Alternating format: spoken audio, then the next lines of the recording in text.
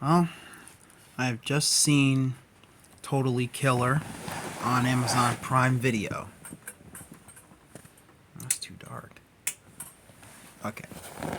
So, what can I say? Or how can I describe it? Think Totally Killer as Back to the Future meets Scream. Yeah, yeah, it combines the elements the elements that the film combines has a combination of are time traveling elements, Back to the Future, and and the elements that it took from Scream is the who done it aspect, and got the serial killer in the form of the Sweet 16 killer, who's out murdering his victims, both in the current time, in the current year, and then in the past. Well, in this film's case, the 80s.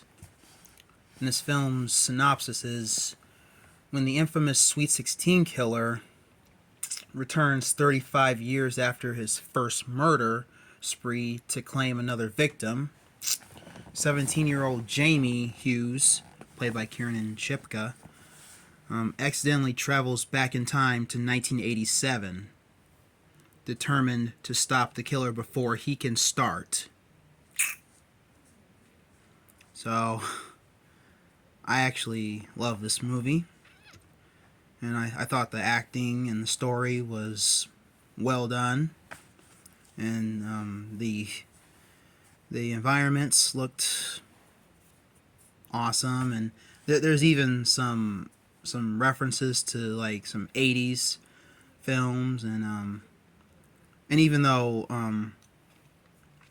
this film is best described as Back to the Future meets Scream, those two films are mentioned by the film's protagonist, Jamie. Because in the past she asked him if the characters, well, the officers, seen Back to the Future, because since she's in 1987, then that would mean that the first Back to the Future came out 2 years prior to 1987. Yeah, so it came out in 1985. The film did, Back to the Future, and so that, I mean, I'm sure everyone, well, of course everyone knows the Back to the Future films, because in this movie, because the character was traveled back in time to 1987, because she's trying to stop the killer from starting a killing spree and all that, and she's trying to protect Tiffany from being murdered, but somehow it was too late in that one scene. And she also mentioned Scream, which came out in '96, but because she was in the '80s, that means Scream never existed until 1996. So yeah, this film this film has teen angst and everything, and a healthy dose of humor. Yeah, and there's also some more well, yeah, and also I thought that most of the characters were well developed, if I mentioned that already.